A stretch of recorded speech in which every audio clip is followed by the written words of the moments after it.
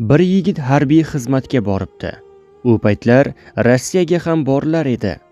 Yigit namozxon edi. Harbiy xizmatda ham namozlarni amallab o'qib yurarkan. Xizmatdoshlari uni ustidan kulishar, lekin yigit ularga parvo ham qilmas ekan. Bir kuni ularni boshlig'i yig'ibdi. O'sha namozxon yigitga: "Mana bu mashinani kaliti. Olib, anavi mashinani anavi yerga olib borib qo'y" debdi. Haligi namozxon yigit: "Men mashina haydashni bilmayman. Mashina haydashni biladigan bola olib borib qo'ya qolsin" debdi. Boshliq esa: "Xudoyingdan so'ra, u hamma narsaga qodir der eding-ku" debdi. Hamma kulib masxara qilibdi. Yigitga Alloh ustidan kulishlari yoqmabdi. Allohga tavakkal qilib mashinaga o'tiribdi. Duolar o'qib, Allohdan madad so'rab, bir amallab aytilgan joyga mashinani olib borib qo'yibdi.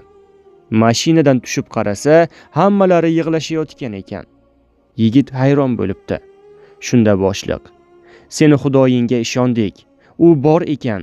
Sen haq yo'lda ekansan" debdi. Namozxon yigit hayron ularga qarabdi.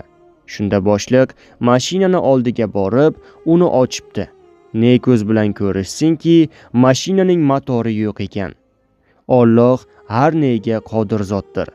Faqat o'zidangina ko'mak so'raylik. Bandasi esa faqat sababchi bo'ladi xolos.